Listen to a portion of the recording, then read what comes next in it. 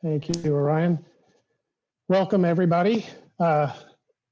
This is, as the title suggests here, going to be about 7 best practices that I've learned from working with product teams. And after this session is complete, hopefully you will come away with something approaching at least getting you on your way to mastery of user stories and being able to better realize your product vision.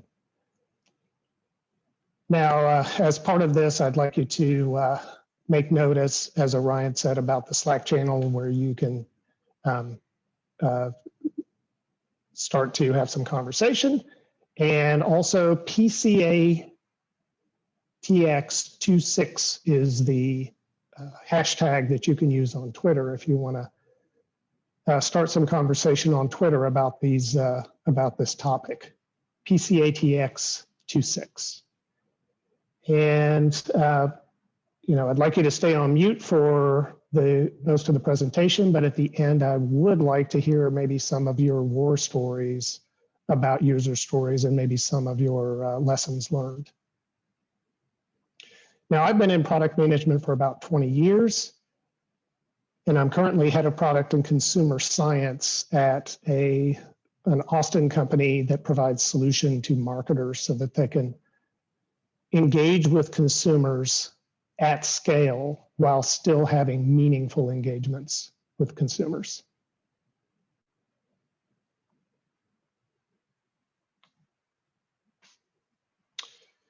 You know the drill about the sponsors. Some of these are very long-time sponsors. I've been with ProductCamp Austin for many years, and Pragmatic Institute, formerly Pragmatic Marketing, was one of the very first sponsors. Texas McCombs has been a sponsor for several years as well as 280 Group. So let's kick it off. This session is for those of you who have experience with user stories, may have used them successfully or not, but you have experience with them and you want to know how to use them more effectively. And so let's start off with the first best practice. Now, this one you've probably seen before, but one of the things that I noticed in my dealings with product teams is they know how to do this, but they don't do it. This template for user stories comes from Rachel Davies. So back in the year early 2000s, Rachel Davies, who's a agile coach and worked for an English company called Connextra, introduced this template, and she did it because she saw that teams were not formulating their user stories in a way that answered some key questions. So here we can sort of see the who, what, why, and really a structure for directly answering those questions. And so this template has actually become quite popular since she initially offered it, but again, not all teams use it. So my advice is, my first and foremost advice is use this template or something like it that answers the key questions. And as you can see, so that reason, the why part of it is especially important because often teams lose sight of why they are why they're doing what they're doing, why they're building what they're building. So in the past couple of years, 2 or 3 years, with the teams that I've worked with at my work, we have these meetings where we go through our backlog, we do sort of a backlog review, we do a weekly sort of sprint update, and we talk about the various tasks that are on the developers' plates. And frequently what I noticed was that the same kinds of questions kept on getting answered, or getting asked over and over again. So a lot of times those questions centered around Well, why? Why should we do this? But even more so than that, why would we choose one particular design over another? And so these questions just kept on coming up over and over again. And the answers, I noticed, fit a pattern. They generally fit into buckets or themes. And so I captured those themes and began applying them as tags to the user stories. So in this case, we have a hypothetical product where for a financial wellness product for folks who want to be financially secure, retire comfortably. And in that sort of case, well, obviously financial wellness itself would be one of these recurring themes of why are we doing this? But there are also things like somebody might say in the context of a user story, you know what? They don't pay enough attention. These folks that we're targeting, these busy Gen X consumers that we're targeting, for example, let's hypothetically say, they don't have a lot of attention that they're willing to give to their financial wellness. So if we ask them in a user story, if we have a user story that sort of points to this workflow for them, that's going to involve a lot of their attention, a lot of their time, we don't want to do it. That would be the wrong approach. That would not work for that consumer. So that could be one of these recurring themes that we see as we discuss user stories and the kind of user experience we want. We would say, we've got to make sure we pay attention ourselves to the attention time of the consumer. And then things like privacy come up. Well, why can't we do that? Why can't we just expose this data, this private information? Well, there's privacy involved in that. And those kinds of themes might come up recurringly, and you can capture them as tags. One of the things that enables then is it makes these conversations much shorter, because then once you start tagging these user stories, you can sort of short circuit that part of it. Oh, I see. We're concerned about privacy. We're concerned about attention time. So we don't have to have the same old discussion that we've been having over and over again about those factors.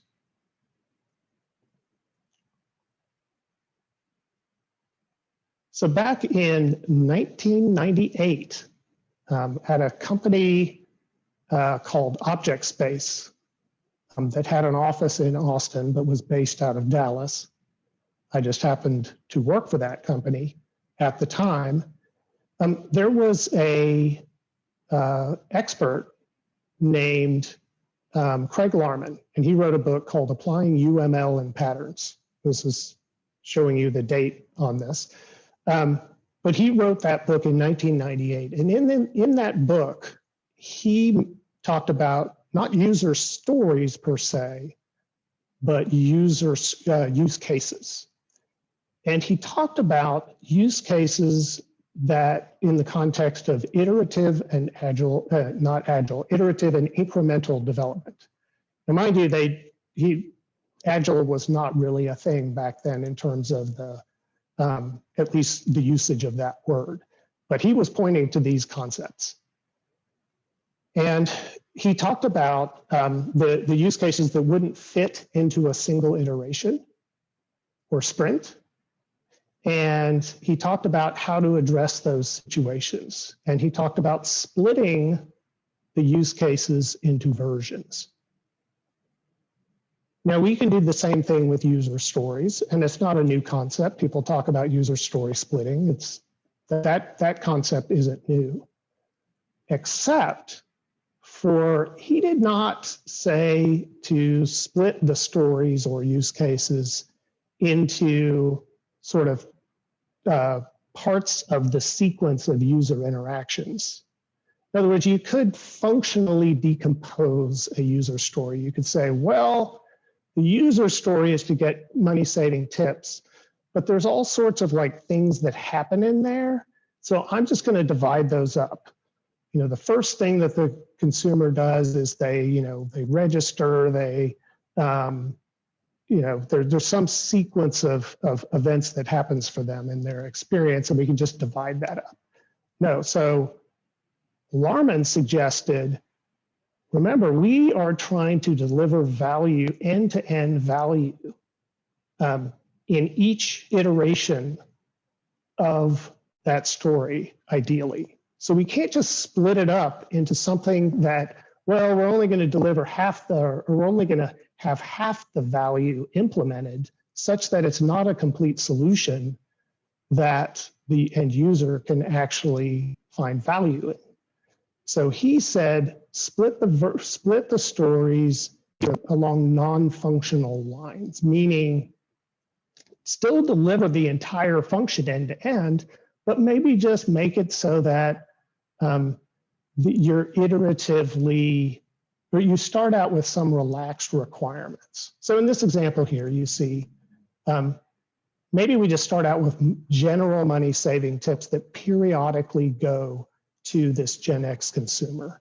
So they're general in the sense that they're not personalized, they're not contextualized to what that consumer is currently experiencing. They're just like, these are tips that could work for any consumer at any time, right? These could be valuable. So we might split the story along these lines, and in the first iteration, deliver this generalized version of money saving tips. And then we might, in the next iteration, say, you know what? Let's start to personalize based on maybe what the consumer has specified in their profile, or maybe sort of what we've observed about the patterns of their purchase behavior.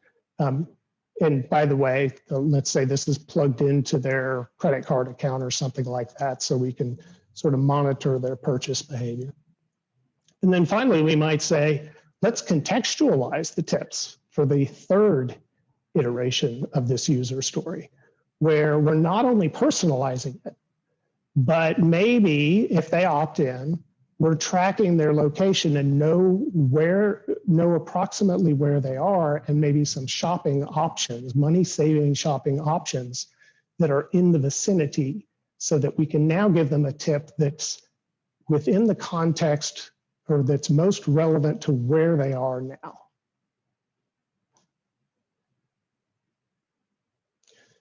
So another thing with the teams that I've worked with is you specify the user stories in the sort of who, what, why format from Rachel Davies. And then they say, yeah, but what does that mean I need to build, right?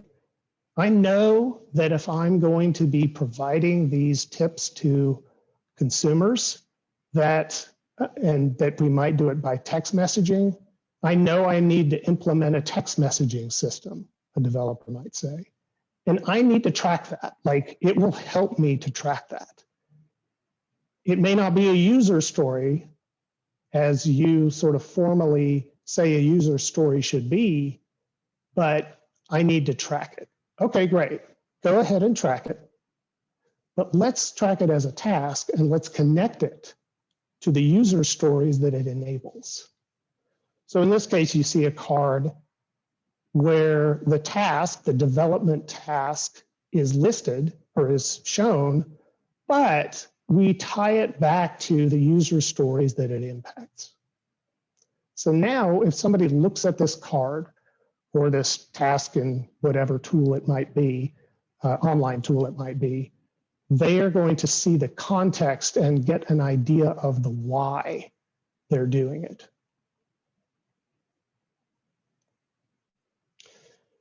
So then I can't emphasize enough how important it is to express the value to the user in your user story. So some of you may be aware of a thought leader, user experience thought leader named Jared Spool, and he has sort of built this community called the Leaders of Awesomeness. And you might Google it at some time and apply to join that community. But he has really interesting weekly user experience talks on Zoom, and as part of that community that he set up. And a few months ago, I was listening to one on user stories, and one quote really stuck out for me. And it's the one you see on the slide, but the reason that stuck out for me is because he's talking about what is actually valuable to the end user. Things like logging in are a necessary evil. They're not something that the user actually wants to do. The user may want their account to be secure and not to get hacked and not to get their money stolen and things like that. But they prefer not to have to log in order to achieve that authentication or achieve that level of security. So that doesn't mean that you can't have a user story like this. You need to capture somewhere that if you choose a design for this kind of security and authentication that involves login, then so be it. You're going to want to track that somewhere, and you can track it as a user story, but always be keeping in mind the larger value and that there might be sort of a parent user story or an epic that captures what the user really wants to do, which is probably what they do after they log in.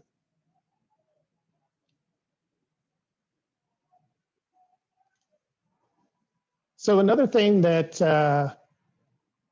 I've experienced with the teams that I've worked with is, they might know exactly what they're working on. Each team member might know what they're working on, and they might know why they're working on that particular piece of the product. However, they don't necessarily know how it fits into the larger picture for the end user. And that larger picture is really the journey, the end-to-end journey for the end user. So at my company, I started using what I call narratives, which are basically like epics, which are large user stories that capture from end to end what the user is experiencing. And that's one way of doing it. Another way, a related way of doing it, is with these user story maps. And with a story map on the top line, you have the high level user stories, or maybe high level user stories sort of in a sequence. And below that top line, you go into the details of sort of maybe enabling user stories or finer grained user stories, or in some cases, story versions that enable those sort of that high level workflow of the end user. And by doing this now, by having this kind of visual for your team, they are then able to see, oh, that's the experience of the end user. And that's the vision that we have for the end user. And Jared Spool uses that term, by the way, experience vision. He's coined that phrase to refer to this is the vision of the experience that we want to create for end users. And we can capture that in a story map.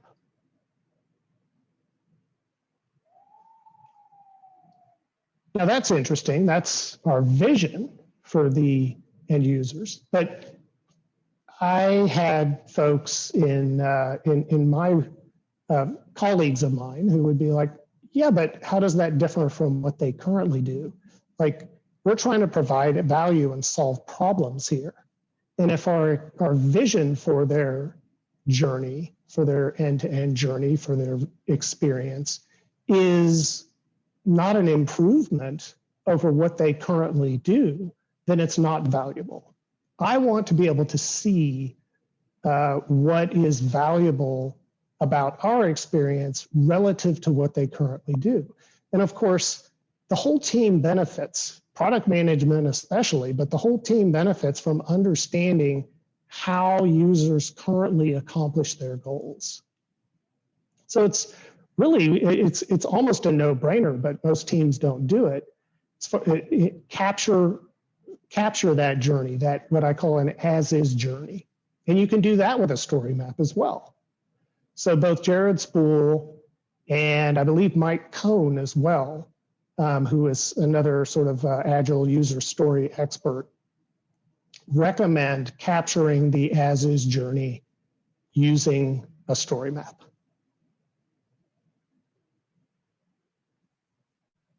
So now your team members can see, oh, that's how it looks currently for them.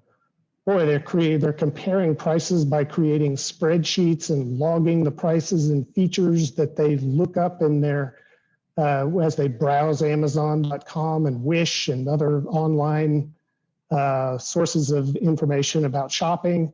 Boy, that seems like a lot of work. That seems difficult. Now let's compare that to our journey, the journey that we envision for them. Wouldn't it be great if they could just sort of focus after discovery and sign up, which are not very necessarily valuable to them, if they could just sort of focus on the shop and save, right? And receiving tips and purchasing stuff rather than having to meticulously research in order to ensure that they're not getting a bad deal.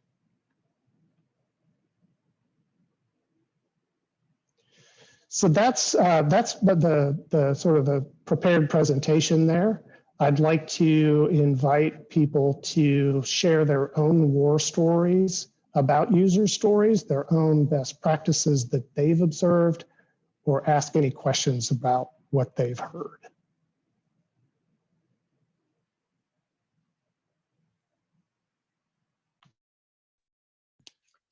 Hey, Roger, nothing came through the Zoom chat. I'm not seeing anything on the Slack channel yet, but I'll maybe kick it off. I guess I could use a little more clarity on the difference between an epic and a task, the way you defined task earlier on in your presentation. Sure, so let's talk epic, user story, and task. A user story obviously is a story. Now an epic the term epic comes from poetry and from sort of storytelling, and it's a long form story or poem. So an epic is simply a long story. So it's one that might capture that nearly the end-to-end experience. Actually, in this case, this one, shop and save, that's probably an epic. That's like really long story of a user receiving tips and making purchases. And it's probably not something that you would implement in a single iteration either. So then a task is on the other side of the spectrum from an epic. It's a development task. It's, okay, forget about the user for the moment. What do I need to do as a developer? And, as much as I would like to, do away with this notion of development tasks, they do exist. And so what we need to do with development tasks is just make sure that there is some context for why they're doing them. And that's why I suggest connecting the development tasks back to the user stories that they impact. Does that make sense? It does make sense. Thank you. I can do a little deeper dive on some of that. So, I mean, epics we tend to think of, and it depends on your context, how large is your organization and so on, because we sometimes break epics down into features, which then break out into stories, and we associate a sizing, if you will, that epics are commonly so big that they may span more than a quarter. Features we like to finish within a quarter. Stories are what the teams actually act upon day to day. And then tasks if you think about everything else above the task as intent, usually from the customer perspective, tasks are the pieces of work that are spread throughout the different people on the team, the DBA, the developer, the tester. And so I like to think of intent and business perspective versus the actual implementation work. So when you're making code changes, you commonly associate those with the tasks. Someone made changes to a database script. Someone made changes to a piece of code like that. Thanks, Jeff. You reminded me when you sort of touched on epics at the beginning there, that epics, definitely the definition and the usage of epics varies at companies. I was describing my personal definition, which I think reflects the original intent, but that is not, it is not necessarily the most common definition of epic. It's not just I tend to work in large enterprises where they're spanning work across multiple teams and so on. And so the reference I made kind of maps to talking perhaps in the scaled agile framework, different approaches like that. But yeah, the original definition in agile, there were only a couple levels. Epics broke out into stories, features, capabilities. Those are kind of new additions in the scaling world. Yeah, and one of the alternate definitions of epic is basically sort of like a high level theme for, that sort of encompasses in a thematic way a set of user stories, as opposed to a long user story that encompasses several user stories, right? There's a difference, right? In one case, it's just a theme, and in the other case, it's a really long user story.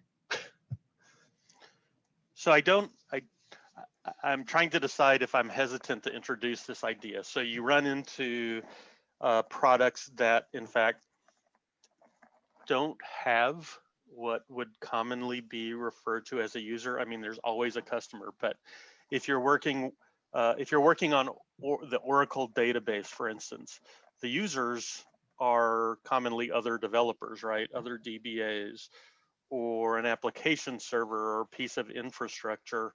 It's common that it provides some interesting capability, but it's a technical capability, and you end up with in some cases they'll talk about enabler stories, and the agile world tends to align on what's called feature teams, but there still are situations where you're actually creating a system that may not have much of a user interface, or that may provide more for, call them non-functional requirements, scalability, other performance kinds of attributes. Do you have any thoughts on or recommendations around dealing with, call them technical stories, if you will? Yeah, absolutely. I think you pointed to the answer, which is that there are still technical users. Right. And we at my company, we have this all the time. And sometimes I'm actually an internal technical user of some of our products and internal solutions. And, I might create a task in our system that says, add this column to this database. But I always connect it back to a user story. What is the context? How will this be used? Who is the user? Oh, it's someone like Roger, and it's somebody who issues SQL queries. And what is the reason? What does not work for him right now as a result of not having this column in the database? And what is the impact? Does he, and that's where the non-functional requirements come within that context, that functional context, right? So what is, it takes the query, he can still get the information that he wants from the query, but it takes too long. So if we just add this column, it'll shorten the duration of that query. And what is he doing? We can even go up further a level. why is he pulling this information from the database? What is the business context beyond just issuing SQL queries on the database? Those are all things that I include in the tasks descriptions. And so I bubble them up into user stories that provide that larger context. All right. Well, with that, I want to thank everyone for participating. Thanks especially to Roger for presenting today. And thanks again to our sponsors for making this all happen.